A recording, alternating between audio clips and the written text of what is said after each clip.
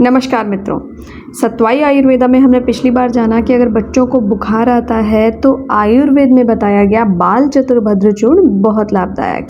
बाल चतुर्भद्र चूर्ण आयुर्वेद में बताई गई एक बहुत ही लाभदायक औषधि है।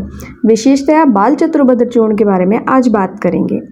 बाल चतुर्भद्र चूर्ण को आयुर्वेद में बहुत सारी संहिताओं में बताया गया है और इसके अलग अलग नाम दिए गए हैं, जैसे कि वृंद माधव में इसे अतिविषाद चूर्ण कहा गया है, शारंगधर संहिता में इसे कृष्णादि चूर्ण कहा गया है, भैषज रत्नावली में बाल चतुर्भद्र और योग रत्नागर में घनादि चूर्ण कहा गया है।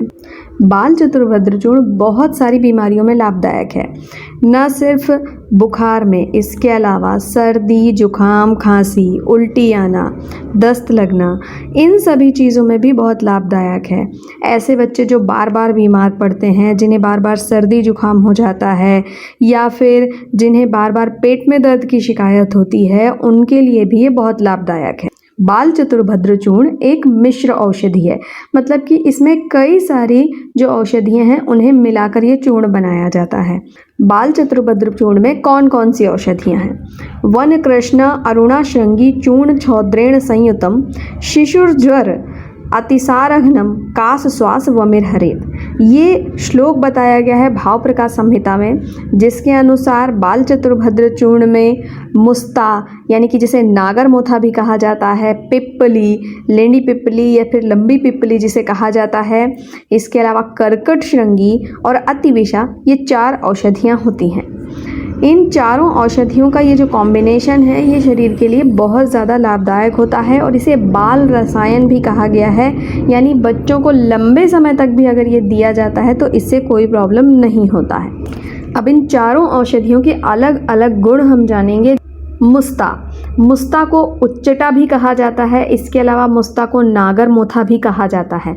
मोथा के नाम से भी मुस्ता का ही प्रयोग किया जाता है, ये बहुत लाभदायक है। सारंगधर संहिता में मुस्ता यानी कि नागर मोथा को सर्वश्रेष्ठ दीपन पाचन औषधि कहा गया है, मतलब कि ये भूख को भी बढ़ाता है और खाए गए अन्न का पाचन भी अच्छी प्रकार से करने में मदद करता है। यह एक कफ पित्त शामक औषधि है। मेध्य है यानी कि ये ब्रेन टॉनिक भी का भी कार्य करता है, नाड़ी बल्य है। इसके अलावा ये क्रमिघ्न होता है, यानी कि अगर पेट में किसी तरह के जंतु हैं, कीड़े हैं, तो ये उनमें भी लाभदायक होता है। कफग्न होता है, जिन बच्चों को हमेशा सर्दी जुखाम होता रहता है उनके लिए मुस्ता बहुत लाभदायक होता है। इसके अलावा त्वग दोषर होता है, इसलिए रैशेज अगर बच्चों को होते हैं तो उसमें भी लाभदायक होता है। ज्वरघ्न होता है यानी कि फीवर में काम आता है। इसके अलावा बल्य और विषघ्न होता है, इसका अर्थ है कि बच्चों के बल को बढ़ाता है।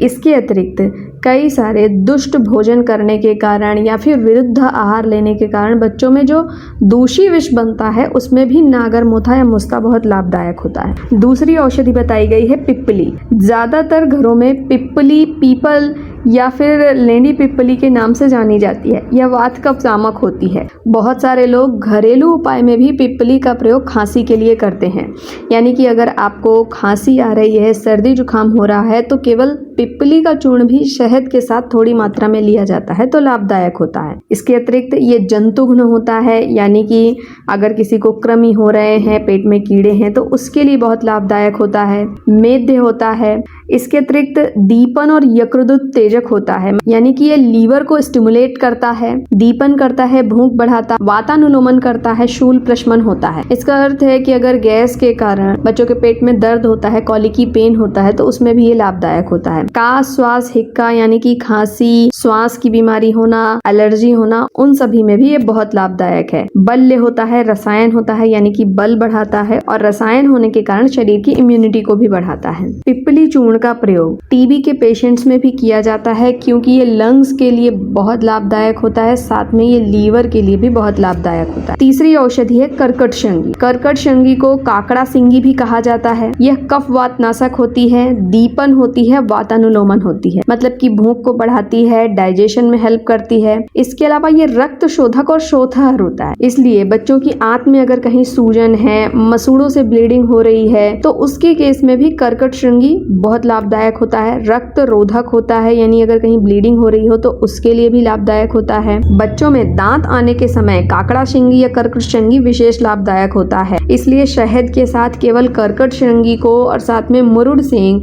इन दोनों औषधियों को अगर मिलाकर घिस कर चटाया जाता है तो बच्चों में दांत निकलने के समय कम परेशानी होती है। इसके अलावा ये कफग्न और कफ निसारक होता है, यानी कि अगर कफ जम गया है, चेस्ट में कफ बहुत ज्यादा जम गया है, उस कंडीशन में भी कर्कट श्रृंगी बहुत लाभदायक होता है। ज्वरघ्न होता है और बल्ले होता है, यानी कि फीवर में भी बहुत इंपॉर्टेंट औषधि है ये, और साथ में ये बल को बढ़ाता है। चौथी औषधि है अतिविषा, जिसे अतीस भी कहा जाता है।